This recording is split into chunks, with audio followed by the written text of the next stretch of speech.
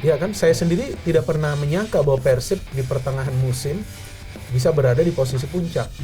Makanya itu katanya sekarang orang-orang Bandung di sana pada selimut.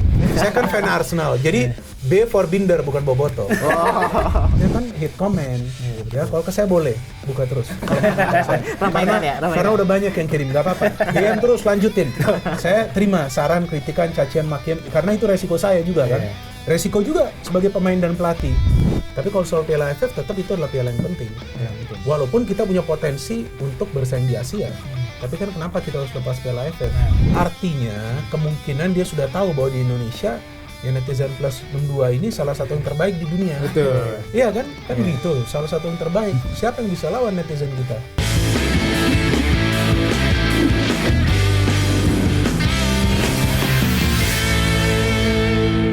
Oke teman-teman, Okezoners, kembali lagi di podcast Locker Room Okezone. Nah, hari ini kita akan membahas soal keberhasilan Persib Bandung menjadi juara pada musim Super League musim 2025-2026 dan juga pastinya soal pengangkatan atau peresmian John Heltman sebagai pelatih Timnas Indonesia. Tapi sebelum kita masuk pembahasan, gue pengen ngenalin dulu nih teman gue yang merupakan salah satu editor di okezone.com. Jadi kalau teman-teman sering baca berita olahraga di Okezone, entah itu sepak bola atau olahraga, nah ini nih editornya, ada Mas Rifan Nasri.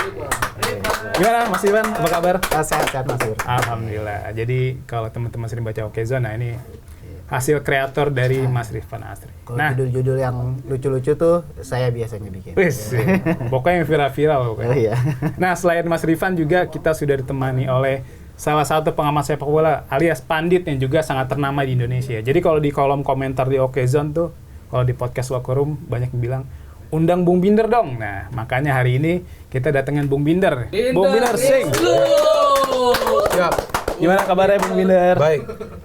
Alhamdulillah. Baik, selama stok beras di rumah aman baik. Ada banyak yang bilang memang katanya kalau nggak bahas Persib nggak makan katanya. Makanya kita hari ini juga bahas Persib, kita konsisten bahas Persib Bandung. Biar kita makan. Itu dia makanya. Nah, Bung Binder, Ya. ini kan seperti yang kita tahu ya, Persib Bandung akhirnya berhasil menjadi juara pada musim Super League ya. Oke. Musim ini, musim 2005-2006. Nah, penentuannya itu didapatkan setelah Persib Bandung menang 1-0 atas Persija Jakarta lewat gol Beckham Putra. Nah, kalau Bung Binder melihat sendiri gimana sih jalannya laga Persib melawan Persija yang digulir pada akhir pekan lalu itu? Gua ngelihat itu pertandingan seperti final. Seperti pertandingan final yang memperebutkan sebuah trofi. Padahal kita baru berada di pertengahan jalan musim Super League ya. 2025-2026. Ya. Tapi kelihatan tensi pertandingannya itu sangat tinggi. Nah, betul banget. Bukan saja di antara para pemain yang bermain di atas lapangan, tapi juga para pemain yang berada di bench dengan para pelatih dan juga official. Pokoknya ada satu kali aja wasit meniupkan peluitnya, kebanyakan tuh ada reaksi dari bench. Kalau nggak bench Persija, kalau nggak bench Persib. Itu yang membuat pertandingan tuh berjalan sebetulnya menegangkan. Tapi bagi fans Persib mungkin mereka agak lega ketika Beckham tuh sudah bisa mencetak gol kan. Di awal-awal lagi gol. Iya. Di menit-menit awal. Tapi setelah itu mendebarkan juga tentunya bagi mereka karena ternyata setelah itu kan Persija yang pegang Pegang kendali ya. kendali permainan. Jadi memang kalau dari segi intensitas itu bukan pertandingan liga sepertinya. Itu sudah pertandingan yang sangat penting bagi kedua klub. Sama juga Persija juga mainnya fight, nggak mau kalah mereka. Betul. Ya, karena memang kan Persija juga salah satu kontender ya, Iya, betul. juara di Super League musim ini. Nah, kalau misalnya dari jalannya pertandingan, pasti kan seperti kata Bung Binder tadi, memang secara permainan Persija lebih unggul ya, Iya. tapi memang di hasil akhirnya. Dalam sepak bola memang yang kita lihat pasti hasil akhir kan, Betul. bukan dari cara permainan Iya. atau dari penguasaan bola atau apa. Nah, kalau misalnya sebenarnya kunci kemenangan Persib dalam pertandingan melawan Persija itu apa sih kalau dalam pandangan Bung Binder? Kalau menurut saya karena taktik ya. Memang kalau kita melihat jalannya pertandingan kan Persija itu pegang kendali. Kalau ball possession mereka tuh persentasenya tinggi. Yeah. Tapi sebetulnya kalau kita meneliti statistik secara dalam, peluang Persib tuh secara total tembakan tuh lebih banyak daripada Persija. Bahkan peluang yang berbahaya itu lebih banyak Persib.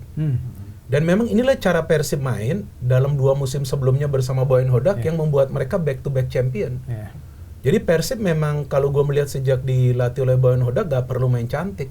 Betul. Yang penting dapat 3 poin bukan 3 gol. Iya. Maksudnya 3 poin itu yang mereka dapat. Jadi memang mereka mainnya sangat taktis. Dan memang Persija itu main secara terbuka, tapi sebetulnya dari segi pressing para pemain Persib ini kelihatan sudah unggul. Maka itu para pemain Persija kan sangat sulit ya menciptakan peluang dari dalam kotak penalti.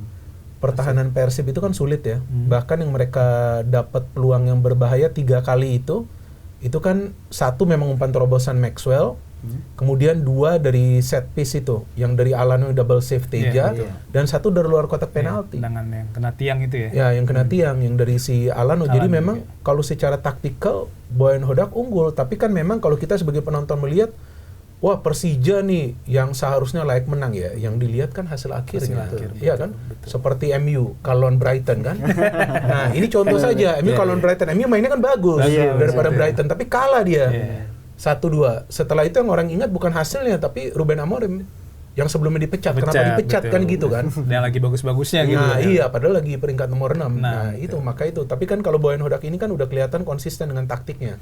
Dan dia tahu kapan dia harus bermain terbuka timnya, kapan harus bermain pragmatis seperti ini. Memang mungkin bagi fans Persib mendebarkan juga ya. Mungkin mereka tegang nih. Waduh, kita nih sampai injury time nih defend.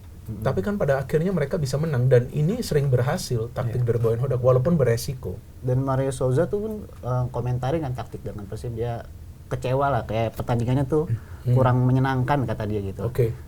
Nah, gimana menurut Bung Binder? Ya karena kan tidak mudah bagi para pemain Persija untuk melakukan tusukan-tusukan secara individu kan. Biasanya kan kita melihat Alano itu kan secara individu kan sangat leluasa kan untuk penetrasi. Maxwell juga, bahkan Maxwell akhirnya ditarik kan, nggak berkembang di babak kedua. Kelihatan lama-lama. Nah, itu bahkan ada yang komen di channel saya, coba main nggak itu Bung, Alano dan Maxwell. Wah, ngeri juga ini fans Persib kan. Tapi memang di babak kedua Maxwell tuh udah agak kelihatan.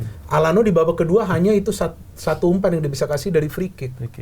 Setelah itu udah dikunci dia sama si Putros yang masuk babak kedua. Itu memang masuknya Putros memang bikin pembeda ya Bung Binder. Nah itu kan yang artinya sentuhan taktik dari Boyan Hodak. Ya. Dia tahu apa perubahan yang dia harus lakukan di babak kedua untuk mengunci permainan.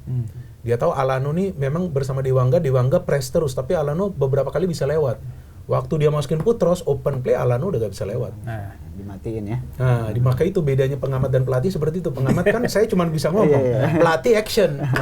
Dan dia tahu actionnya ini bisa beresiko juga. Karena Putros kan jarang bermain juga di kiri, kebanyakan bermain di kanan. Tapi ternyata dia main di kiri, dia bisa mengunci pemain yang menggunakan kaki kirinya. Itu gak gampang loh. Bagi fullback yang biasa bermain di kanan, tapi dia bisa nutup ruang-ruang itu. Nah, memang kan Boyan Hodak sendiri dikenal sebagai pelatih yang sering melakukan comeback ya Bung Binder. Nah, itu. Nah, dan ini kan kabarnya juga hal ini dia lakukan bukan cuma di Persib, bahkan di klub sebelumnya ya, seperti betul. di Kuala Lumpur City FC atau di JDT mungkin saat masih melatih di Malaysia. Nah, itu bisa dibilang sebagai kelebihan utama dari Boyan Hodak, atau ada kelebihan lagi nggak sih yang strategi yang dimiliki Boyan Hodak selama menjadi pelatih gitu, khususnya di Persib? Pemilihan starter. Kalau saya melihat kadang-kadang ini membuat saya juga kaget ya, pemilihan starter. Contohnya di pertandingan melawan Persija ini kan, dia bisa menurunkan William Barros sebagai striker palsu. Padahal kan biasanya antara Ramon atau si Andrew cedera kan. Ada Ramon pada saya pikir Ramon ini yang main, tapi ternyata dia taruh dulu di cadangan. Memang William Barros sebagai striker palsu gak berkembang. Karena kan gak dapat peluang juga. Satu dari corner kalau nggak salah yang melayang. Tapi kan nggak bisa mendapatkan ruang. Tapi dengan cara seperti itu Persib unggul pemain di tengah. Karena William turun terus kan ke tengah kan. Jadi tengahnya kuat. Nah, jadi pertahanannya, pressingnya dia dari tengah itu sangat kuat. Ada Klok, bahkan Tom Haye pun ikut pressing. Sampai saya sudah lama gak melihat wajah dari Tom Haye ini merah. Saya lihat lagi waktu lawan Persija ini karena capek juga di awal musim biasanya. Nah, harus naik turun, belum dia kan sering emosional kan, sampai mendapatkan kartu kuning. Jadi memang inilah kelebihan dari Boyan Hodak, bahwa sulit untuk membaca pikirannya. Maka itu saya sudah request ke Deputi CEO Persib, bisa gak sih saya ketemu Boyan ini? Buat apa dia bilang. Nah, tapi dia kasih, gak apa-apa. Saya bilang saya nggak mau konten, saya cuma mau tanya, gimana caranya Anda bisa berpikir sebegitu cepat? Itu gak gampang, karena kan cepat, artinya dari first half dia pilih starter, tapi terus dia sudah tahu apa yang dia harus lakukan di babak kedua. Betul. Kalau nggak berjalan secara baik, taktiknya sesuai dengan pemain yang dia pilih, dan itu bisa dilakukan berkali-kali, bukan satu atau dua kali. Artinya kan bukan faktor luck.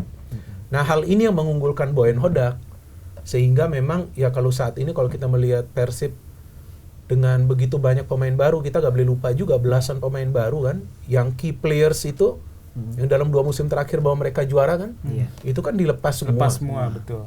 Iya kan, saya sendiri tidak pernah menyangka bahwa Persib di pertengahan musim bisa berada di posisi puncak. Nah, makanya itu katanya sekarang orang-orang Bandung di sana pada pakai selimut. Dingin. Kalau keluar, dia udah selimut, udah tutup selimut semua. Bersalju ya. Karena ada video saya yang dulu saya di Punjab 2 tahun lalu. Memang waktu saya di Punjab itu 2 tahun lalu itu memang lagi dingin 4 derajat. Jadi saya memang pas bikin vlog, saya pakai selimut, tapi kebetulannya topinya itu saya pakai biru. Nah, jadi waktu saya bikin vlog itu yang 2 tahun lalu, mungkin ada fan Persib yang lihat, dimasukin lah di klip di TikTok. Nah, dia kasih tahu nih Bung Binder aja kedinginan. Padahal saya bukan lagi ada di Bandung, gitu loh. Saya kan lagi ada di Punjab, dan kebetulan topinya biru karena nggak dapet yang merah. Saya kan fan Arsenal, jadi B for Binder, bukan Boboto. Nah, cuman artinya ya ini kan sesuatu yang tidak pernah saya pun menyangka. Mungkin fans Persib pun tidak pernah menyangka dengan perubahan yang begitu besar. Betul. Ternyata mereka perlahan-lahan kan step by step memang sih gak mulus. Ada juga match yang mereka draw, ada juga yang mereka kalah. Tapi kelihatan progresnya itu ada lagi. Grafisnya itu naik. Ya, dan juga kalaupun ada Persib imbang ataupun kalah, ya kadang-kadang karena memang kesalahan para pemain kan. Contoh seperti yang lawan Kediri. Seandainya, ini kan kita hanya bicara seandainya, Sadil gak dapat red card mungkin beda. Iya, betul. Ya kan setelah red card tuh udah Persib udah organisasi berantakan. permainannya sudah beda, dan ini pernah terjadi sebelumnya juga kalau nggak salah lawan Persis Solo tuh yang Luciano juga dapat red card. Tapi pada saat itu Persib masih aman. Jadi hal-hal seperti itu yang tidak mudah juga bagi Boyan untuk terus bisa punya backup plan ya. Jadi gak gampang juga bagi dia. Tapi seharusnya kan dari segi beban, ya Boyan seharusnya udah gak ada beban lagi, dan para pemain Persib juga beban apa? Ini kan tim baru nih sebetulnya, dan saya banyak bicara dengan para boboto dan mereka juga bilang sebetulnya mereka juga tidak memberikan beban kepada tim ini untuk kembali menjadi juara. Tapi hal lainnya yang penting bagaimana bisa advance di ACL 2 itu. Kan itu juga sudah mereka lakukan. Betul. Jadi walaupun sekarang ini berada di pertengahan musim, tapi ya bisa juga dikatakan bahwa Persib sudah sukses juga. Sudah lolos dari fase grup ACL 2 dengan tim baru, walaupun belum tentu juara karena kita masih di pertengahan musim. Makanya itu gue selalu ralat bahwa sebetulnya gak ada yang namanya juara paruh musim. Gak ada. Ya kan adanya nanti di akhir musim. Tapi ya udahlah, media kita kan seperti itu. Anda pun tadi mengatakan juara paruh musim, tapi gak apa-apa. Jadi seharusnya kan gak ada. Tapi kan gak ada yang menyangka mereka bisa di atas ini. Nah, ini sebetulnya bagi para fans Persib tinggal mereka menikmati saja bagaimana timnya ini bisa progres dengan banyak pemain baru. Kalau Arsenal kan kebanyakan runner up. Jagain trofi ya. Nah, kalau dia kan jagain trofinya City dia. Beda lagi. Iya. Nah, kalau Bung Binder melihat sendiri nih, sebenarnya kan ya banyak yang bilang katanya kemenangan atas Persija tuh biasanya bakal memantik motivasi para pemain Persib dan ujung-ujungnya ya mempertebal kepercayaan diri mereka dan akhirnya berujung gelar juara. Nah, kalau Bung Binder melihat Persib Bandung musim ini dengan kemenangan 1-0 atas Persija kemarin, itu bakal memantik motivasi Ramon Tanke dan kawan-kawan nggak sih buat ujung-ujung bisa hat-trick gelar juara musim ini? Kalau soal motivasi pasti, karena ini pertandingan yang sangat penting bagi para pemain Persib, manajemen dan juga pelatih serta official untuk mereka menangkan. Kelihatan banget lah, betul-betul mereka full force di match ini. Pasti kalau motivasi bisa menang atas rival mereka yang juga musim ini formnya lagi bagus ya. Kita harus fair juga, Persija salah satu tim juga yang sekarang permainannya terbaik di Super League, dan kalau bagi saya harus jujur bahwa saya menikmati cara bermain Persija karena mereka satu-satunya tim yang berani bermain menyerang. Itu sebuah resiko yang mereka ambil terus. Mereka pelatihnya itu gak peduli, pokoknya kita mau main menyerang. Makanya itu mereka produktif banget kan. 30 gol lebih mereka sudah cetak. Jadi itu juga tidak mudah bagi Persija dengan begitu banyak pemain baru kan. Pelatihnya juga baru, jadi bagus juga Persija bisa advance seperti itu. Maka itu ketika Persib bisa mengalahkan tim Persija yang lagi bagus ini, ya itu pasti dong memberikan mereka motivasi. Tapi juga tidak menjamin bahwa akan menjadi hat-trick juara, karena begini, saya banyak bicara juga dengan para boboto selain juga tadi ya tentang tim yang baru, juga bahwa mereka ini melihat bahwa pertandingan melawan Persija ini memang sangat penting untuk dimenangkan. Dan memang ini tidak bisa menjadi jaminan karena kalaupun Persib ini sudah menang lawan Persija, tapi nanti mungkin kalah lawan tim yang berada di papan tengah atau papan bawah atau imbang, kan perolehan poinnya kan nanti berkurang. Betul. Nah, jadi yang diperlukan konsistensi untuk menjadi juara. Betul. Tapi kemenangan atas rival besar mereka, ya ini memberikan mereka confidence. Cuman kan satu hal lagi yang harus dilihat, ini kan main di 2 kompetisi mereka. Bisa gak mereka menjaga kebugaran? Capek juga pasti. Para pemain, seperti yang lawan Malut tuh.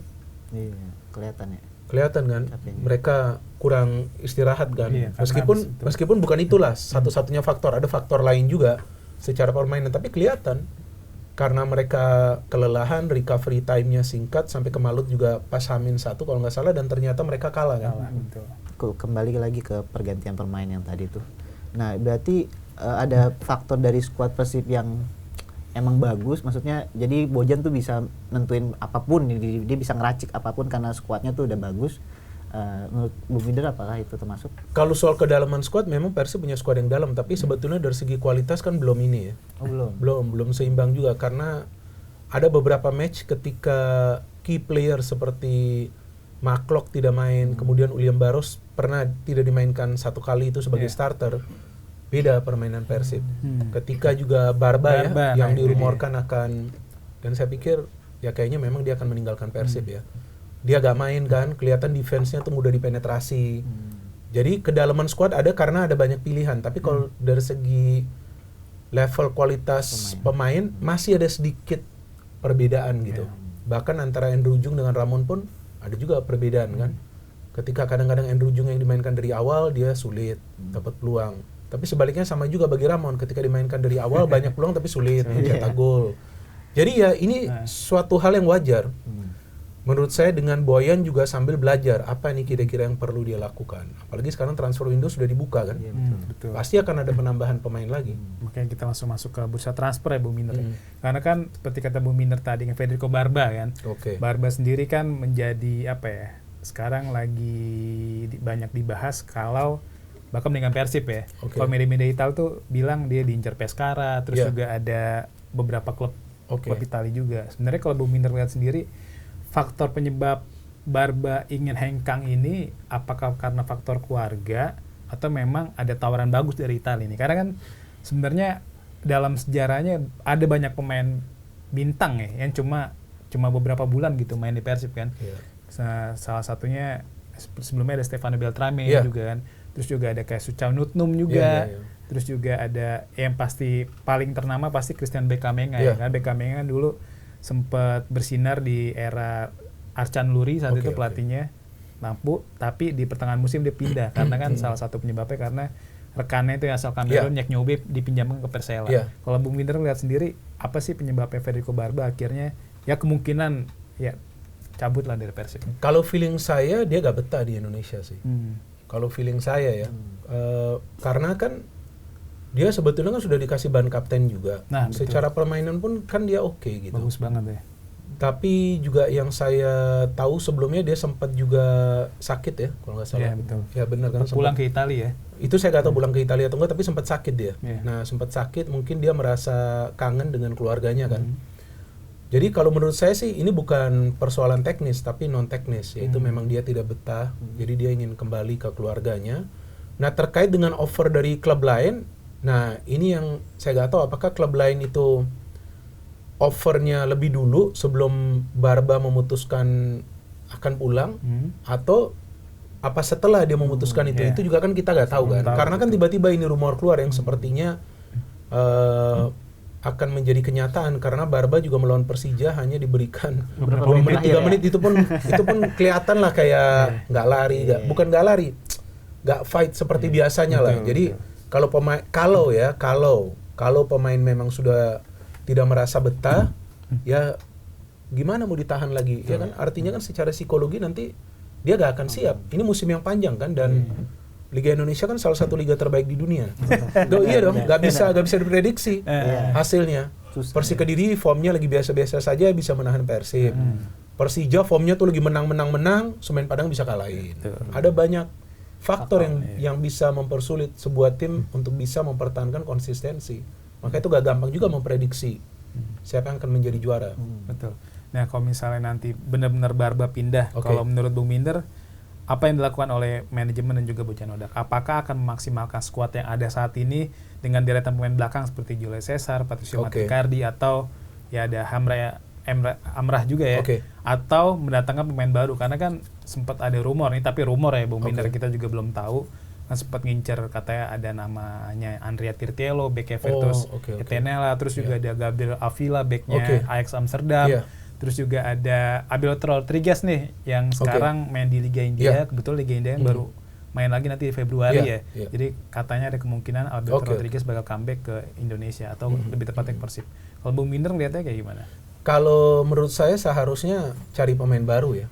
Karena Julio Cesar dengan Maticardi ini sebetulnya rentan banget. Iya, kurang, masih ada banyak celahnya. Lawan Persija juga beberapa kali lewat itu. Maticardi itu cocok dengan Barba karena Barba tuh bisa press ke depan. Kalau Julio Cesar press tapi gak sekuat seperti Barba ini.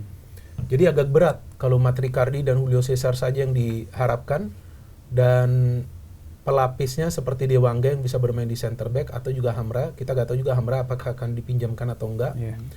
Jadi agak berat. Eliano sih gak tahu apa bisa main di center back atau enggak. Dia kan bisa main di banyak posisi ya kan. Tapi enggak lah, Eliano kan lebih, artinya kalau dia main di fullback juga dia lebih sering ke depan kan. Betul. Jadi kalau saya pikir tentu mereka akan cari pemain baru. Pasti untuk bisa menguatkan lini pertahanan mereka, karena di ACL 2 pun ketika Barba gak main, itu Persib lebih banyak kebobolan. Nah, itu dia.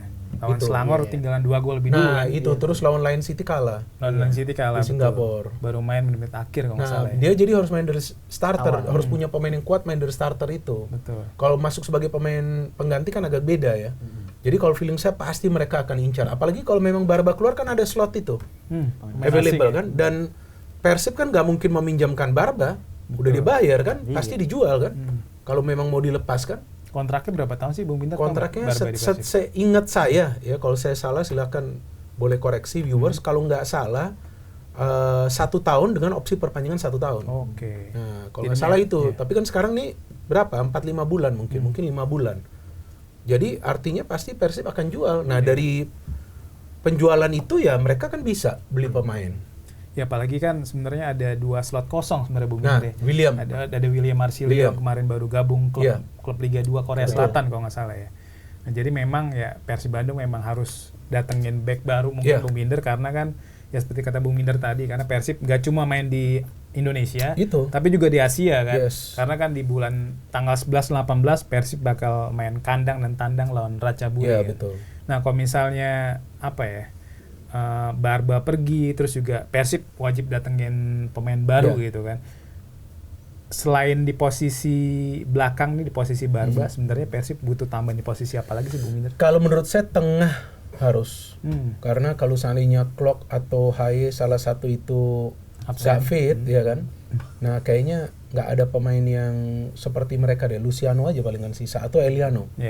Tapi kan Eliano dan Luciano ya belum tentu juga bisa Klok kalau nggak ada Haye atau Klok gitu. Betul. Nah, jadi Juve Pessi lagi ya. Nah kalau yang saya dapat informasi sih kemungkinan besar dia gabung. Tapi kita nggak tahu nanti kalau last minute ada apa-apa ya. Kalau Martin Pasi enggak, tapi kemungkinan besar Joey Pelupesi, karena kan bagi manajemen Persib mendatangkan Haye dan juga Reinders ternyata terbukti berhasil. Mereka juga dengan cepat bisa beradaptasi. Jadi di sini kita melihat kualitas dari para pemain keturunan kita. Karena pemain seperti Rafael Strijk sampai sekarang kita belum melihat bentuk permainan terbaiknya. Jan Schraven juga sama seperti itu. Tapi Haye, Reinders, Jordi Amat cepat mereka adaptasi. Artinya memang mereka pemain-pemain yang berkualitas. Ya, termasuk mungkin kalau nanti Joey Pelupesi gabung bakal langsung beradaptasi ya peminat. Akan lebih cepat karena sudah ada Haye dan juga sudah ada Reinders. Persija juga mungkin akan mendatangkan. Nanti pemain yang dirumorkan kan Ivar Jenner tuh. Katanya sudah negosiasi. Yang teman saya di luar angkasa ngomong sih begitu. Ya kita tunggu aja nanti. Ya kan benar gak nanti terjadi ya kan, karena sebelumnya kan mereka juga coba untuk mendatangkan Tom Hai kan, tapi ternyata kan akhirnya Tom Hai itu kan ke Persib Persib. ya? Iya, walaupun dari Persija sudah mengatakan enggak. Tapi kalau misalnya di luar angkasa nih nggak benar juga nih. Dia udah kasih tau duluan. Iya. Tapi kalau misalnya memang Joy Pelupesi jadi gabung Persib, Bung Binder ngelihat bakal berubah berapa persen kekuatan Persib Bandung? Sangat berubah. Sangat berubah dan proteksi ke lini pertahanan akan lebih baik. Lebih kuat. Ya, dan juga Joy itu kan bukan pemain asing. Iya. Udah WNI. kota lokal, aman bagi Persib. Bisa juga nanti dia tambah 2 pemain yang di belakang. Ya kan, karena kan dia masih punya slotnya nanti untuk asing kan. Betul. Jadi itu plus point, dan usia 32 atau 33 saya pikir untuk Masih oke lah di Super League Indonesia. sampai 36 pun masih oke, masih bisa main. Apalagi pemain-pemain yang sebelumnya dibina di Eropa kan, di Belanda kan. Dulu kayak Gamsnya sampai 40 tahun. Gila kan. Terus ada Zumafo. Zumafo. Herman Zumafo kan, banyak kan Gonzales pemain-pemain kita juga. seperti Maman Abdurrahman Maman pun main sampai Abdurrahman. berapa? 40 kalau nggak salah dia. Masih bisa bermain. Jadi saya pikir Joy itu perlu jika memang nanti berhasil, dan saya nggak tahu di striker nih. Nah itu dia tuh. Nah, karena finishing Persib masih belum bagus. Gimana Bung Binder? Apakah Persib harus datengin penyerang baru atau enggak di bursa transfer Januari ini? Ya sebetulnya ini tergantung lagi ya dengan Boyan Hodak ya, karena dia sudah coba William Barros tuh, tapi ya secara etos kerja bagus, tapi untuk skor itu kan nggak kelihatan dia dapat chance kan. Masih kurang ya. Nah kalau lokal sih kayaknya nggak, pasti mereka akan cari pemain luar ini. Sebelumnya kan dirumorkan ya oleh Romani ya, tapi saya tempo hari waktu ngecek katanya Ole memang nggak mau kesini, belum mau dia belum dia memang masih mau struggle, mau fight di Eropa gitu. Martin Pas juga sama, jadi feeling saya mungkin mereka akan cari di sekitaran sini Asia biar cepat adaptasi playernya itu. Betul kan, beberapa minggu lalu tuh sempat ada rumor katanya Persib bakal datengin penyerang Uzbekistan tuh Bung Binder ya. Oh ada ya rumor ya? Igor Sergeyev tuh Oke. yang bawa Uzbekistan lolos. Tapi kayaknya dia udah gabung ke klub lain. Gabung ke klub lain Iya. ya. Dan akhirnya memang kan Igor Sergeyev juga ya sempat dirumorkan, tapi akhirnya pindah ke klub lain Bung Binder. Nah kalau misalnya Bung Binder ngeliat sendiri, sebenarnya ada nggak sih penyerang asing nih yang ada di Asia lah yang memang cocok banget buat Persib? Ini kan tergantung juga kontrak mereka ya. Mereka masih di kontrak atau memang mereka udah dilepas. Kalau masih di kontrak mungkin harganya kan Berat ya. pasti mahal, apalagi betul. klub yang punya pemain itu kan tahu Persib butuh ini pemain, sebetulnya itu kan untuk ACL 2 kan target utama Persib itu kan perform di Asia. Aceh, ya, betul. Maka itu sekarang kan banyak yang mengatakan bahwa Persib sudah level Asia kan. Ya karena memang mereka sudah fokusnya ke sana. Mereka bisa lolos dari fase grup, nanti mereka akan bermain di 16 besar dengan harapan bisa lolos ke perempat final, mungkin nanti ke semifinal. Jadi saya pikir ini tidak mudah, dan saya memang nggak punya informasinya karena banyak pemain. Nah ini yang sulit juga nanti bagi Persib untuk mendatangkan pemain di pertengahan musim. Sulit. Kalau di awal musim tuh udah enak, mereka udah bisa searching sebelum musim berakhir kan, udah bisa approach ke pemain. Tapi ini akan sulit bagi mereka. Artinya mereka punya pemandu bakat nih, harus benar-benar bekerja ekstra keras untuk cari pemain. Mungkin udah ada, tapi mereka belum mau buka ke publik. Nutup, Kan cara perkenalan pemain ke publik ini dari Persib kan berbeda-beda kan. Ada dari koran, ada yang dari bioskop, ada radio juga. Iya, tapi jangan dari channel saya. Karena netral. Netral. Iya. Jadi katanya bukan bola Bung Binder. Ada yang bilang katanya Bung Binder bobotoh. Ya terserah. Tapi kan faktanya kan enggak. Iya, betul. Iya kan. Jadi memang kan kalau Persib Bandung musim ini memang apa ya? Sempat terseok-seok di awal kan, cuma memang sampai akhirnya bisa kembali bersaing lah di papan atas Bung Binder, sampai akhirnya keluar sebagai juara paruh musim di musim Super League musim 2025-2026. Nah, tapi kan seperti kata Bung Binder tadi, Persib Bandung memang membutuhkan beberapa pemain tambahan ya, khususnya di posisi depan, belakang, dan juga tengah. Nah, ini kan ini penting sebagai persiapan jelang melawan Ratchaburi nanti di bulan Februari Bung Binder ya. Nah, tapi kan di saat bersamaan juga Persib Bandung memiliki jadwal padat di Super League ya Bung Binder ya. Karena di sela-sela antara laga Persib melawan Ratchaburi itu ada laga melawan Borneo FC dan juga Malut United. Dan kebetulan kan dua rival ini merupakan rival Persib Bandung dalam perebutan gelar juara ya Super League musim ini. Nah, kalau misalnya nanti Persib meminta bantuan dari A-League untuk merevisi jadwal match melawan Borneo dan Malut, kira-kira Borneo dan Malut bakal terima nggak? Ya, ini kan tergantung ke operator ya. Dan saya pikir jika ada klub yang mewakili Indonesia yang bisa lolos lebih jauh di Asia, kan itu juga bermanfaat bagi semua klub ya. Artinya kan dengan mereka bisa berhasil melangkah jauh, itu juga kan akan menaikkan ranking dari liga kita. Liga Indonesia, betul. Dan saya pikir ya semua klub itu yang berkompetisi ya rival, tapi tetap kalau untuk kepentingan Indonesia ya semua bersatu aja gitu. Gak ada masalah, karena kan kalaupun nanti di-adjust jadwalnya juga kan pasti juga tidak merugikan tim itu. Pasti mereka punya jadwal yang lain juga akan di-adjust biar gak mepet. Betul. Dan seharusnya ini sudah keluar revisi jadwal, tapi saya belum cek lagi, seharusnya ini sudah keluar nih. Karena yang saya dapat informasi dalam masa libur ini mereka akan rapat dengan I-League. Ya, dengan I-League ini nanti akan keluar. Mungkin nanti setelah kita selesai taping ini udah keluar, kita tunggu. Karena itu harus direvisi. Nggak mungkin mereka bisa main dengan jadwal yang begitu mepet, nggak bisa. Ya karena kan? Jaraknya cuma 2-3 hari ya. Iya, betul. Apalagi yang nanti kedua tuh. Nah, yang melawan Borneo itu ya, kalau nggak salah yang di Borneo ya. Betul ya. Yang dari 16 ke 18. Nah, itu kan mepet sekali banget, itu. Mepet banget. Jadi kan memang jadwal padat memang menaungi Persib Bandung di bulan Februari, Bung Binder ya. Dari awal sampai akhir bulan tuh ada lebih dari 6 pertandingan yang akan dijalani Persib Bandung. Dan tentunya juga ini kan Persib membawa nama Indonesia ya di kancah Asia. Karena seperti kata Bung Binder tadi, kalau Persib Bandung perform di Asia, ujung-ujungnya ranking Liga Indonesia akan terkerek ya. Sekarang kan di Asia sendiri, menurut laman Footy Ranking tuh Indonesia saat ini menempati peringkat ke-18 di Asia. 18. Jadi kalau misalnya posisi ini bertahan sampai musim 2027, Indonesia bakal memiliki slot satu setengah tambahan. Jadi satu langsung lolos ke fase grup, sedangkan satu lagi lewat babak playoff di AFC Champions League 2. Nah, sedangkan kan saat ini posisinya cuma baru setengah ya. Karena Persib sendiri lolos ke fase grup itu melalui babak playoff setelah mengalahkan Manila Tigers. Nah, kalau misalnya Bung Binder melihat dari persiapan Persib nih melawan Ratchaburi FC, kira-kira Ratchaburi FC ini lawan seperti apa sih Bung Binder? Ratchaburi ya lawan yang kuat dan bukan seperti Bangkok, karena memang mereka punya banyak pemain yang menjadi bagian dari timnas Thailand dan juga ada beberapa legion asing yang memang lagi performanya lagi bagus sekali di Ratchaburi. Walaupun mereka baru ya, ada trio Brazil tuh mereka memang bagus-bagus di sana. Jadi kalau prediksi saya ini bukan pertandingan yang mudah bagi Persib, walaupun ya mungkin manajemen dari Persib dan juga pelatih serta official mungkin menginginkan ya lebih baik ketemulah tim asal Asia Tenggara lagi, betul dapat Ratchaburi, tapi kan itu kan di atas kertas yang mungkin mereka berharap akan bisa menang. Yang pentingnya nanti di atas lapangan, dan Ratchaburi ini tim yang kuat. Mereka satu grup dengan Gamba Osaka. Mereka gak dibantai juga non Gamba, dan saya nonton match mereka gak jelek, bisa menciptakan peluang juga.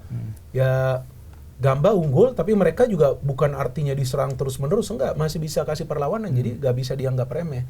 Cuma karena Persib sebelumnya sudah punya pengalaman melawan klub asal Thailand, sudah ke Thailand juga, nah itu sedikit banyak lah mempermudah nanti bagi mereka. Tinggal sekarang tim analis dari Persib yang mempelajari Ratchaburi nih. Ratchaburi juga kan nggak mungkin mau kalah dari Persib, kan mereka juga akan fight. Jadi jangan cuma lihat dari Persibnya, Ratchaburi ini juga pasti ingin advance lebih jauh lagi kan. Dan first leg itu main di kandang mereka. Ditambah lagi Ratchaburi satu-satunya klub yang masih eksis ya, klub Thailand di ACL 2, karena kan BK Patum tersingkir di fase grup yang kalah dari Tampines Rovers dan juga Pohang Steelers. Yang pasti Ratchaburi ingin perform ya. Iya, jadi gak akan gampang itu bagi Persib.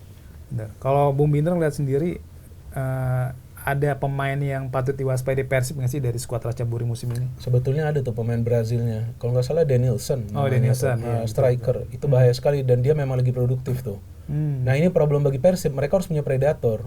Sebelumnya kan mereka punya David da Silva 2 musim terakhir. Ciro lagi, ya kan? Kalau sekarang kan William Barros sebelumnya cetak gol, sekarang udah lama dia gak cetak gol, iya kan? Betul. Walaupun secara etos kerja bagus, tapi ya dia kan juga dibutuhkan untuk penetrasi, untuk cetak gol. Jadi Persib nanti ya kalau bisa dapetin striker bagus bagi mereka. Itu penting juga. Jadi kalau mereka ada striker predator, mungkin mereka main counter, kemungkinan atau potensi mencetak golnya kan lebih besar.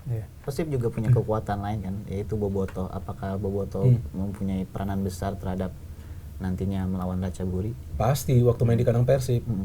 Away juga mereka pergi. Pasti datang, tapi kan nggak semasif seperti di kandang sendiri. Kemarin lawan Persija kalau nggak salah 29.000 plus ya.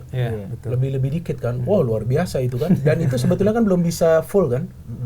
Kapasitas karena keselamatan atau keamanan lah. Gitu. Jadi kan 75% saja kalau nggak salah ya bisa diisi.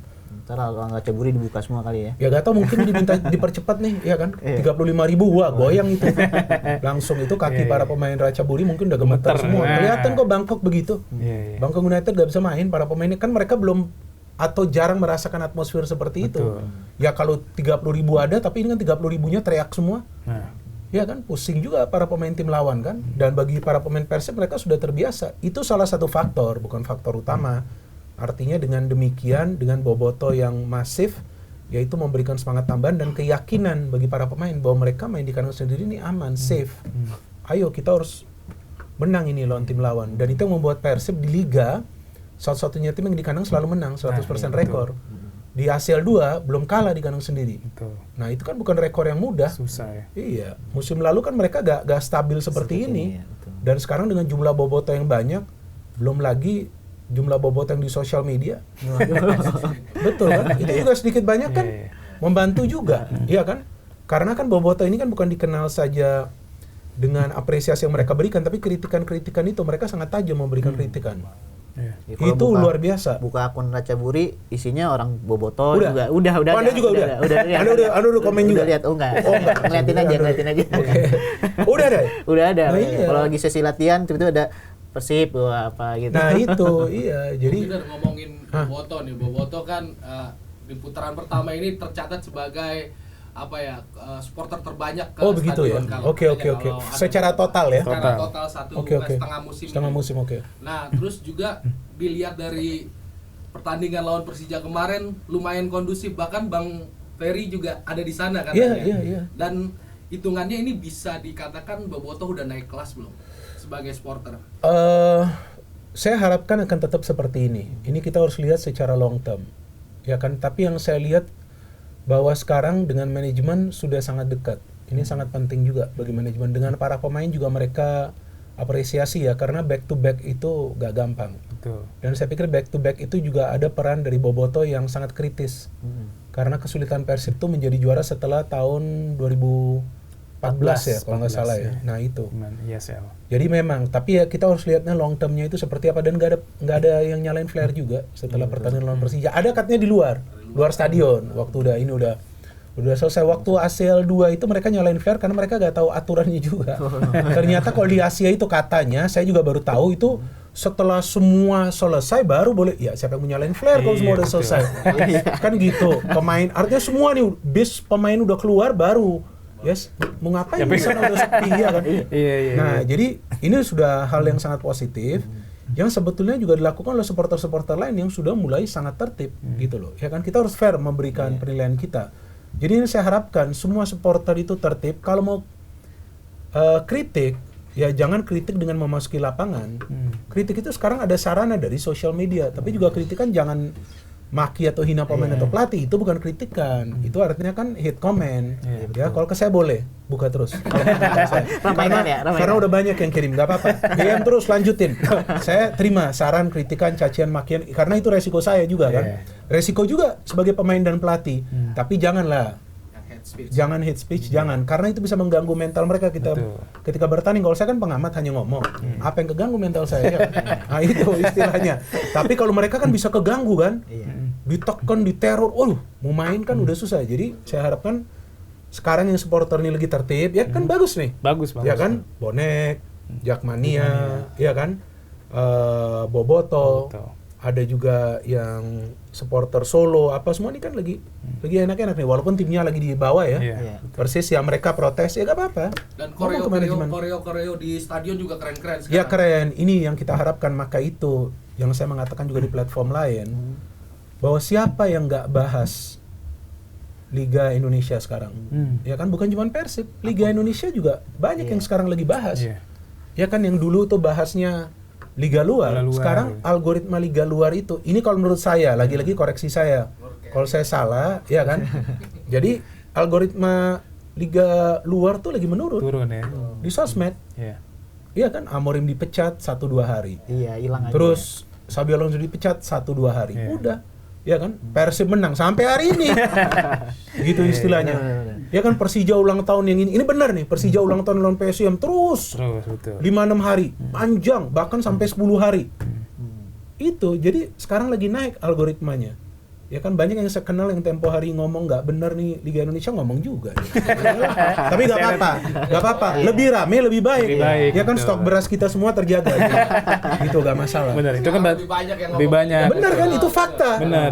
Bukan artinya saya mengatakan itu saya gak suka, enggak, silakan. Iya kan? Lebih baik. Jadi kita ngangkat liga kita. Akun-akun medsos luar negeri aja juga pada bahas. Nah, pada bahas kemarin benar. Persija itu mungkin banyak yang nggak tahu, tapi saya kan sering lihat YouTube ya. Terus saya search Persija, silakan deh viewers bisa search nanti kalian juga. Itu banyak vlogger dari luar negeri yang datang. Bikin. Sama ketika Persija ulang tahun, banyak vlogger dari luar negeri yang datang.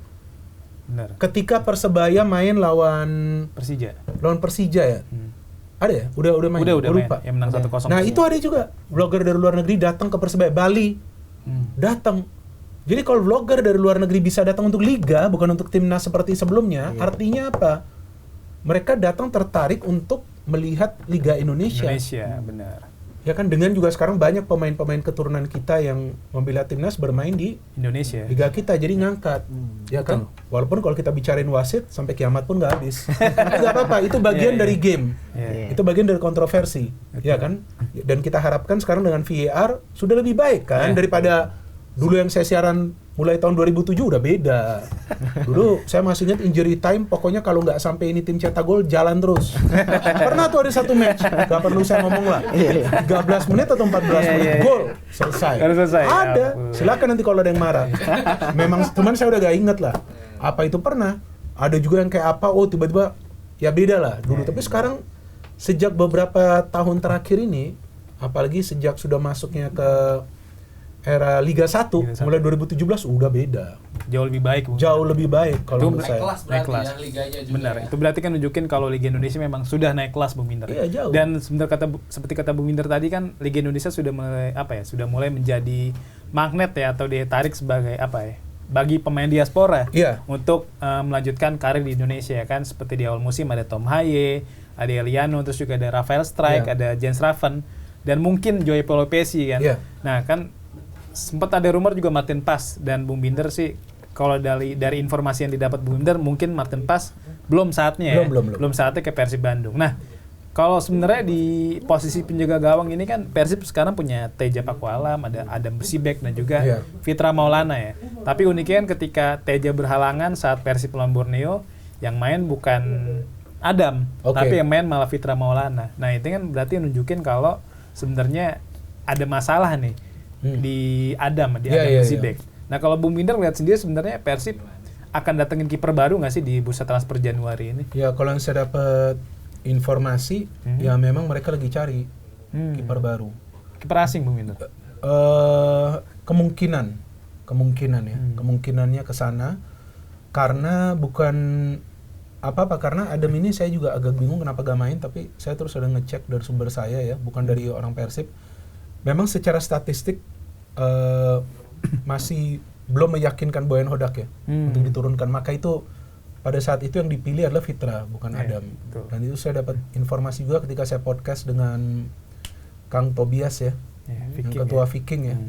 Dia langsung mengatakan seperti itu, bahwa ternyata secara statistik itu memang yang kurang meyakinkan Boyan sehingga dia memilih Fitra. Dan bagusnya juga Fitra kebobolan 1, tapi itu bukan salah dia, sudah one on one, dan kemudian dia melakukan save juga, ada 2-3 save lah dilakukan.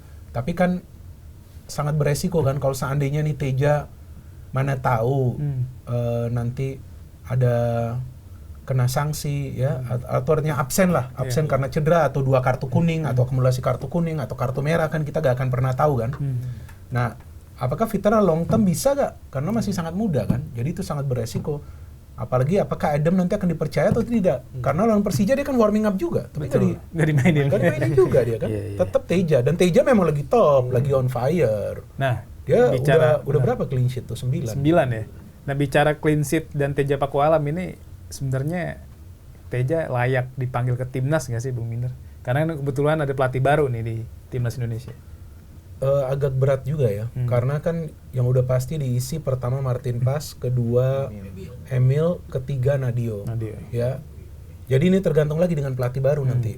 Apakah dia mau coba memanggil Teja Pakualam, mungkin nggak memainkan Teja, tapi ya untuk ikut bagian dari timnas bisa saja. Ini tergantung kepada John Herdman. John Herdman, Ya. betul. Jadi itu tergantung dia lagi, dan dia kan baru datang juga kan, dia perlu waktu untuk melihat siapa-siapa lagi. Dan memang kalau di Indonesia kiper kita kan banyak yang bagus-bagus, masih ada Hernando Ari. Hernando. Ya kan, jadi persaingannya ketat sekali. banget ya. Ya, Juga ada Cahya Supriyadi juga Bung Minder. Cahya kan walaupun masih di U23 ya, tapi iya. kan dia bagus juga, bahkan di liga dia bagus. Iya kan, betul. banyak clean sheet juga Iya, dia. betul. Dan dia kiper yang bisa build up.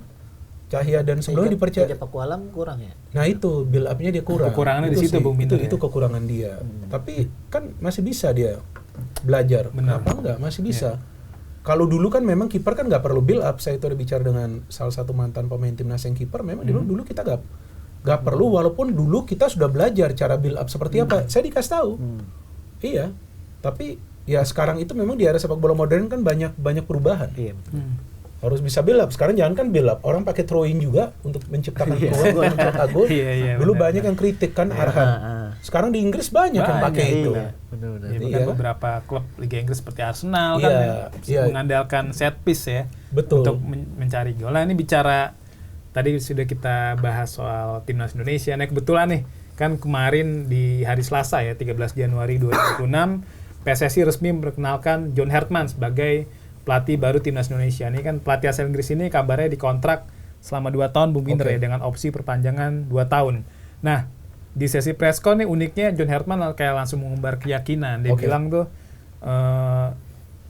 supporter Indonesia layak mendapatkan panggung tertinggi sepak bola. Kan kalau panggung tertinggi sepak bola tuh konotasi kita pasti ya Piala Dunia. Terus juga dalam sesi yang sama dia juga bilang kalau pengen atau berambisi mencetak sejarah di Piala Asia. Nah kan kebetulan target John Herdman ini berat banget Bung Minder. Yeah. Dia ditargetkan bahwa timnas Indonesia lolos perempat final Piala Asia 2027, juara Piala AFF juga 2026, dan juga kebetulan dia juga nggak cuma mimpin timnas Indonesia senior ya. Dia bakal mimpin timnas Indonesia U23 dan ditargetkan membawa timnas Indonesia U23 lolos ke Olimpiade Los Angeles 2028. Nah, melihat rekam jejak John Herdman yang sukses ya di Selandia Baru, di Kanada, dan juga memiliki rekam jejak yang panjang lah. Terus dihadapkan dengan target-target yang begitu berat di hadapannya saat ini. Menurut Bung Binder ini target yang realistis atau memang harus dipenuhi oleh John Herdman? Kalau menurut saya dia sudah tahu target ini kan sebelumnya ya. Pada saat interview ya. Tentunya pastilah dia sudah tahu dan dia setuju ya. Artinya dia menerima tantangan ini. Bahwasannya nanti berhasil atau tidak ya itu tergantung nanti. Bagaimana dia bisa mengatasi tim ini ya, yang tim senior dan juga tim U23, bagaimana dia bisa menyiapkan skema untuk dua tim ini yang berbeda. Walaupun kita tahu skema dia di Kanada high tempo lah, mainnya tempo tinggi, passing, bergerak, main terbuka, walaupun kadang-kadang pakai 3 center back. Saya pikir ya kalau soal target ya ini bukan target yang ringan juga bagi dia, ini termasuk target yang berat juga karena ini kan adalah lingkungan baru ya bagi dia ya. Beda halnya dari Kanada dia pindah ke Amerika Serikat. Nah, itu memang udah di sana. Udah di CONCACAF. Tapi ini kan dari CONCACAF dia pindah ke Asia. Ini udah beda. Jauh banget pasti. Jadi tidak akan mudah. Ini dia butuh waktu untuk belajar. Berapa lama Bu Minder waktunya untuk adaptasi? Kalau saya sih pernah mengatakan sebelumnya 3 tahun sebetulnya. 3 tahun. Tapi kan dalam 3 tahun itu kita perlu melihat perkembangannya. Perkembangannya ke atas atau malah turun. Nah, itu tergantung lagi dari John seberapa cepat dia bisa belajar. Kan dia sudah mengatakan sekarang ini fasenya untuk adaptasi. Beberapa bulan awal kan untuk memahami, mengerti, dan juga untuk menerima masukan-masukan. Nah, itu. Jadi ini tergantung kepada pelatihnya juga. Siapa saja yang menjadi tim kepelatihannya kan belum tersusun. Baru 1 kan pelatih fisik. Ya katanya kan bakal diumumin dalam 2 minggu ke depan Bu Minder ya, kalau dari perkataan dari perwakilan BTN. Nanti bakal diumumkan dalam 2 minggu ke depan siapa yang bakal mendampingi John Herdman ya, di luar pelatih fisik tadi kan. Nah, kalau misalnya sebenarnya kan dalam preskon kemarin tuh John Herdman bilang di Piala AFF dia mungkin bakal membawa banyak pemain muda ya, karena dia bakal menjajal banyak pemain muda di turnamen yang bisa dibilang ya di luar kalender FIFA Bu Minder. Nah, di saat bersamaan kita sebagai pencinta sepak bola juga pengen ya melihat timnas Indonesia tuh berprestasi di Piala AFF, karena kan kebetulan ketika semenjak turnamen ini diturunkan atau diadakan di tahun 96 kita belum pernah juara kan. Prestasi terbaik kita cuma jadi runner up sebanyak 6 kali. Nah, tapi kalau Bung Binder sendiri sebenarnya Piala AFF ini merupakan ajang memaksimalkan pemain muda atau ya mainin aja pemain terbaik yang ada. Maksudnya kan di Asia Tenggara ketika Piala AFF main tuh otomatis libur ya liga-liganya. Liga Indonesia libur, Liga Malaysia libur, Liga Thailand libur. Di saat bersamaan kan kita Indonesia, maksudnya timnas Indonesia punya banyak pemain yang beredar di Asia Tenggara. Ada Shane Patinama juga, ada Sandy Walsh, ada Asnawi, terus juga ada pemain-pemain yang main di Super League, ada Tom Haye. Nah kalau Bung Binder melihatnya sendiri, mereka wajib dipanggil atau memang ya pemain muda aja seperti kayak di AFF 2024 yang ujung-ujungnya kita kalah di fase grup. Kalau feeling saya kebanyakan akan dipanggil pemain-pemain yang bermain di liga domestik. Kayaknya dia udah ngomong itu juga. Tapi itu tergantung nanti kan siapa saja yang dia mau panggil. Saya pikir kalau mau panggil pemain muda itu nanti untuk U23 lah. Iya kan?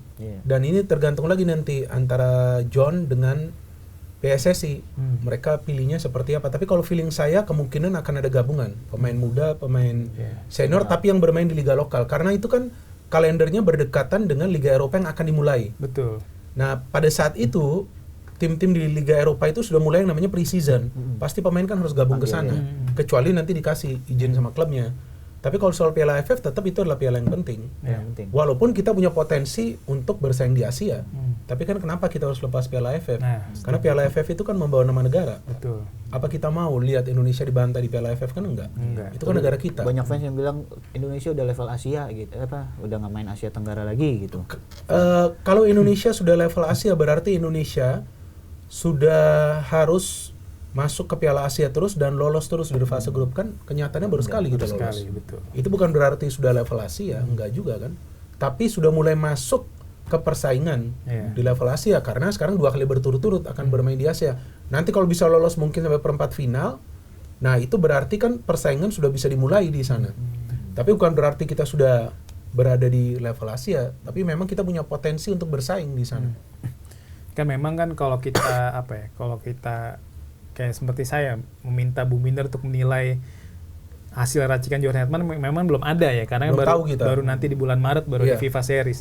Nah tapi di saat bersamaan rival-rival timnas Indonesia nih di Asia Tenggara ya seperti Vietnam, Thailand juga terus berkembang. Apalagi Vietnam di bawah Kim Sang-sik kan tuh maju banget biasa. Ya. Dia juara SEA Games 2025 terus juga juara Piala AFF U23. Juara Piala AFF 2024 juga kan. Sekarang di Piala Asia U23 juga lolos ke perempat final sebagai juara grup. Nah, kalau misalnya ini kita coba menerawang Bung Binder ya. Kalau misalnya nantinya John Hetman dihadapkan dengan Vietnam, misal di fase grup atau di fase gugur, kita punya peluang menang nggak sih Bung Binder kalau misalnya melihat materi pemain saat ini? Ya tergantung nanti pemain-pemain mana kan yang dia panggil kan. Kita kan belum tahu kan siapa-siapa aja yang dia akan panggil. Tapi ya kita harus melihat dulu nih bulan Maret mainnya seperti apa timnas. Itu dia. Iya dan juga kan juga waktunya kan mepet nanti untuk hanya berapa match terus main di Piala AFF kan. Dan kalau memang dia dikasih target untuk juara Piala AFF menurut saya gak salah juga sih. Kenapa kan Indonesia sekarang skuadnya ya walaupun nanti mungkin pemain-pemain yang bermain di Eropa gak gabung, tapi tetap kita punya skuad yang bagus kok dengan mengandalkan pemain yang bermain di Liga Domestik. Betul. Kan banyak pemain keturunan kita yang sudah main di sini. Mungkin Jordi Amat masih bisa dipanggil. Tom Haye, ya kan. Kita masih ada Eliano, mungkin kalau Pelu PSI ke sini, ya kan. Mungkin nanti ada klub lain yang juga mengontrak pemain keturunan kita di pertengahan musim ini. Iya, Ivar Jenner kan bisa aja nanti dipanggil. Atau pemain-pemain yang bermain di Asia Tenggara seperti yang tadi Anda katakan, Asnawi, Arhan. Kan bisa mereka gabung Shane Patinama, Sandy Walsh. Nah, bisa mereka gabung nanti kan ke sini. Jadi tetap kita punya skuad yang kuat. Untuk juara, bisa juara atau enggak ya kita harus melihat dulu nanti mainnya seperti apa timnas Maret. Dan seberapa cepat para pemain bisa beradaptasi dengan skemanya si John Hetman ini. Ya kan kemarin dengan Kluivert katanya luar biasa akan bermain menyerang. Ya kan total football apa itu gak ada kan, apakah gak ada total footballnya. Itu jadi kita juga sekarang jangan high expectation juga, kita sabar aja. Lihat aja perkembangannya seperti apa. Nanti John Hetman sambil kita lihat 1-2 match di FIFA Match Udah Series. ada bocoran belum sih Bung Binder? Apa siapa aja lawan timnas Indonesia di FIFA Series bulan Maret nanti? Saya belum ada bocoran, cuman saya banyak baca berita, saya nggak tahu juga benar atau enggak, katanya akan ada 1 tim kuat, terus 2 tim yang biasa gitu. Karena kan kabarnya katanya sih begitu. St. Kitts Nevis sudah confirm ya. Sudah confirm. Itu sudah ada di laman resmi mereka. Dan sebenarnya sih dia belum konfirmasi bakal lawan timnas Indonesia, cuma dia bakal main katanya di FIFA Series Indonesia. Kemungkinan kan, ketemu Indonesia. Ya, ketemu Indonesia. Karena kan di setiap FIFA Series kan ada 9 negara kalau nggak salah ya. Nantinya di setiap negara itu ada 4 tim Oke. dan mereka bakal ketemu cuma 2 diantaranya. Oke. Jadi seperti timnas Indonesia misal lawan St. Kitts Nevis, karena kan rumornya juga sempat lawan Islandia, Finlandia, Islandia, cuma Tapi itu belum confirm. belum confirm. Dan bahkan kabarnya Finlandia malah gabung ke Selandia Baru, FIFA Series Selandia Baru, sedangkan Islandia gabung ke FIFA Series Uzbekistan. Itu baru kabar ya. Nah itu makanya harapannya sih timnas Indonesia bisa dapetin lawan yang kompetitif ya, Bung Indra, karena ini menjadi patokan atau pondasi dari John Hartman sebelum melangkah ke event-event lebih besar ke depan. Persiapan juga bagi Betul. Nah ini kan kalau bicara asisten pelatih nih Bung Minder, asisten pelatih lokal ini nih yang nggak dimanfaatkan oleh Patrick Kluivert ya di timnas Indonesia senior di periode sebelumnya, karena kan di era Sintayong ada Novarianto, di era Luis Mia ada Bima Sakti, di era Kluivert tuh sama sekali di loss. Iya, sayang kan. Harusnya ada. Nah, sedangkan kan di era kepelatihan John Hartman saat ini tuh PSSI sudah menjanjikan kalau nantinya bakal ada asisten pelatih lokal yang akan mendampingi John Hartman. Iya. Nah, kan sebenarnya ada 4 nama nih muncul Bu Minder ya. Ada Alex tuh mantan pelatih fisik di era Indra Safri. Terus juga ada Zulkifli Syukur, terus ada Kurniawan Wiwianto dan Bima juga Sakti juga masuk. Bima Sakti udah ngelatih Persela. Udah ngelatih ya, betul. Nah, pokoknya dari nama-nama yang sudah saya sebutkan tadi, sebenarnya siapa sih yang paling cocok mendampingi John Hartman? Ya, saya pikir kemungkinan Zulkifli ya. Zulkifli, Karena sebelumnya juga kan dia sempat diinterview ya oleh Kluivert ya, tapi nggak tahu kenapa gak jadi ya. Tapi jadi asisten pelatih U23 Nah, jadi kan dia kan. Kalau menurut saya dia layak juga ya dikasih kesempatan ya menjadi asisten pelatih ya. Dan juga dia kan sebagai mantan pemain cukup lama bermain ya.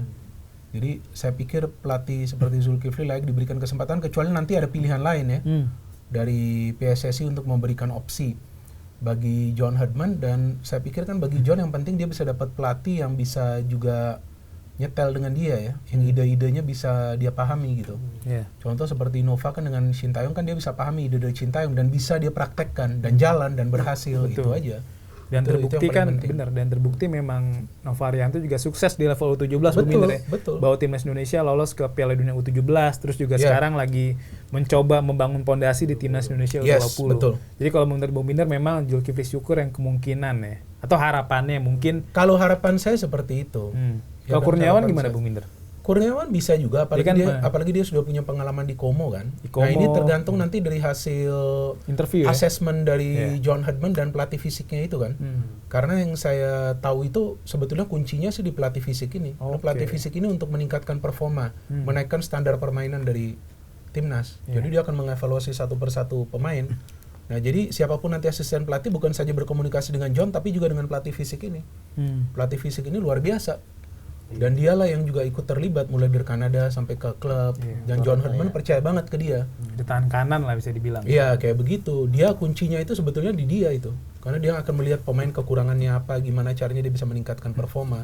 Dengan sport science, bahkan ada teknologi juga yang dia pakai dari Kanada. Ini kan itu tadi bicara asisten pelatih Bung Minder.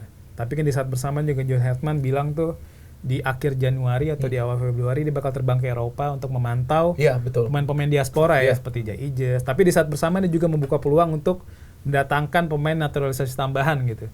Ya kan? Dalam sesi conference pers John Hartman bilang seperti itu. Nah, kalau Bung Binder lihat sendiri sebenarnya kita masih butuh pemain naturalisasi tambahan nggak sih Bung Binder? Karena kan sekarang di Eropa tuh ada Pascal Struijk, yang main di Leeds, terus juga ada Jenson Selt yang main di Wolfsburg, terus juga ada Tristan Goyer di PC Zwolle, terus juga ada banyak lah. Sebenarnya kita butuh pemain tambahan nggak sih, pemain keturunan itu, atau ya udah maksimalin aja pemain sekarang gitu. Sebetulnya butuhnya di depan striker. Seperti kemarin Olega main kan berasa banget susah. Siapa ya kan Zilstra kan belum siap main di senior. Kalau kita lihat pemain yang bermain di kompetisi domestik di lokal kan sudah dicoba semua dan kurang perform kan. Kecuali nanti pemain seperti Axel mungkin akan dicoba, tapi saya pikir kalau dicari dari luar kemungkinan di striker. Striker itu kita perlu tambahan yang predator seperti Ole ya. Gak tahu Marcelino juga gimana nanti performanya, ya kan? Karena dia juga striker. Saya pikir striker. Semua udah tertutup, back, midfield, apalagi kiper. Cuma kan depan ini yang jadi masalah memang ketersediaan sumber daya. Nah itu di depan memang kurang banget. Gak ada. Bahkan yang pusatnya kan kita dibilang tuh timnas Indonesia timnas cabang. Timnas pusatnya di Belanda. Bahkan timnas Belanda aja nggak punya striker Iya, murni kan. murni. Cody Gakpo yang main ditaruh di depan kan Betul. sebenarnya winger. Iya betul, striker palsu. Benar. Nah mungkin juga John Herdman bisa punya skema seperti itu kan. Oke. Mungkin bisa memainkan Marcelino salah satu opsinya untuk di posisi itu. False nine ya. Iya, Benar ya. jika Ole-nya memang tidak fit, kan bisa. Tapi kalau Ole fit ya pasti Ole target man kan. Ya, tapi memang Ole juga udah mulai perform sekarang di Oxford, udah mulai main. Iya. Kemarin kan juga membantu Oxford menang atas MK Oke. Dons ya di Oke, babak oke. 64 besar Piala FA. Nah berarti kalau menurut Bung Minder memang harapannya timnas Indonesia bisa dapetin pemain tambahan di posisi depan Bung Minder ya? Iya, kalau menurut saya sih seperti itu. Karena itu kesulitan kita dari tahun ke tahun kan. Kesulitan dihadapi Sintayong, Patrick Kluivert. Kluivert sudah punya Ole, tapi ternyata sayangnya Ole itu cedera kan. Pas betul. di round 4 itu kan. Iya. Dan opsi lain yang dimainin kurang perform kan. Kalau pemain lokal, striker kira-kira siapa tuh? Ya, saya pikir ya pemain yang sekarang menarik perhatian itu ya si Axel. Excel untuk Ya, Kahul. selain seperti biasa lah Ramadan Sananta dan siapa lagi tuh yang kemarin dipanggil tuh? Ya, Ada kan? Jens Ada. Slaven, Sebenarnya kan ada Mauro Zylstra, Mauro paling Zylstra. itu. Rafael Strike saya nggak ngerti. Kayaknya mungkin belum tentu dia dipanggil ya. Sebenarnya Tergantung lagi nanti. sebenarnya ada Ezra ya Bung Minder ya. Ezra ada. Walaupun sekarang di Persik main jadi winger kiri Iya. kan posisi asli sebenarnya penyerang ya. Ya betul. Nah ini tergantung kan. Itu yang saya katakan kepada John Herdman. Saya kan nggak bisa ngomong dia harus dipanggil atau enggak. Betul, Ya kan itu tergantung dia. Dia yang harus mempelajari kira-kira seperti apa pemain yang dia butuhkan. Tapi satu hal yang saya tahu, John ini suka pemain-pemain senior. Oke. Pemain senior juga dia suka, pemain muda juga suka. Jadi kemungkinan nanti akan ada gabungan, lebih balance lah antara senior dengan muda gitu. Jadi senior mainnya yang dengan ketenangan, muda ini yang harus pergerakan-pergerakan cepat. Nah, terakhir Bung Minder. Sebentar, ngomongin tuntutan persaingan Iya. John Herdman di level Asia maupun Asia Tenggara ya. Selain negara-negara di situ, John Herdman juga ada tuntutan dari netizen kita yang agak rewel nih. Takutnya John Herdman ini kan tadinya nggak punya medsos nih. Iya, sekarang udah punya. Dibikinin Betul. medsos, dia udah bisa membaca akan ada tuntutan di situ nggak? Netizen kita dia udah tahu belum sih sebenarnya? Nah, kalau dia memang sebelumnya tidak punya akun medsos, artinya kan dia bukan orang yang bermain di medsos. Iya. Nah, belum tentu juga dia akan perhatikan di sana. Betul kan? Belum tentu juga. Dan itu bagus juga menurut saya. Karena pelatih kan harus fokus ke pekerjaannya. Ya, betul. secara real. Jadi bukan di dunia maya kan, tapi di dunia nyata gitu. Dia harus fokus ke sana. Kalau medsos itu boleh saja sih kalau orang mau aktif gak ada salahnya, tapi kan yang lebih penting lagi itu kan di dunia nyata kan. Tapi kemarin sebenarnya di preskon udah ada yang nanya tuh dan dia bilang siap menghadapi tekanan kan? Bagus kan? Itu artinya dia sudah siap. mental, iya. Artinya kemungkinan dia sudah tahu bahwa di Indonesia ya netizen plus 62 ini salah satu yang terbaik di dunia. Betul. Iya kan? Kan gitu. Salah satu yang terbaik. Siapa yang bisa lawan netizen kita? Benar kan? Karena mereka lah yang udah paling tahu segalanya. Jadi gak masalah juga kalau nanti mereka mau memberikan kritikan, mau memberikan saran, karena itu medium yang bisa dipakai kan. Betul. Sekarang social media, tapi bahwasannya dia akan ikutin atau enggak, kita nggak tahu nanti. Kalau dari netizen sendiri kita harus bagaimana? Maksudnya menyikapinya kita harus sabar. Kan John Herdman ntar FIFA Series gagal, Piala AFF gagal. Nah sebagai Kalau netizen, netizen sih nggak bisa dinasehatin. Nggak bisa ya. Terserah mereka lah mau seperti apalah. Tapi kalau dari saya, ya saya sih pasti akan sabar. Saya akan melihat seperti apa progresnya dulu. Minimal kita lihat 1 tahun ke depan sampai Piala Asia. Itu dulu lah kita sabar. Ya kan kalau sekarang kita mau juara Piala AFF, tahu-tahu gak juara kita pecat. Nanti pelatih baru sama juga. Sama aja. 6 bulan Ulang dipecat. Berulang lagi. berarti Iya Bung kan, Minder ya. sama kan kayak manajemen MU. Ngapain didatengin Amorim tahu-tahu dipecat. Gantinya Carrick lagi kan? Nah, Iya. aneh juga kan nanti Carrick gak ngerti mau kayak apa. Iya, betul. Sebelumnya Ten Hag yang seharusnya sudah dipecat dipertahankan diperpanjang. Iya. Kan aneh. Betul. Oke Bung Minder, Ya. kita sudah ngobrol-ngobrol selama sekitar 1 jam. Terima kasih Bung Minder sudah Sama-sama. hadir di podcast Locker Room hari Ya. ini. Harapan Bung Minder bisa semakin sehat dan semakin sukses. Makasih. Amin. Oke Zoners dan Lockers, terima kasih sudah menyaksikan Locker Room di episode hari ini. Sampai jumpa di podcast Locker Room selanjutnya.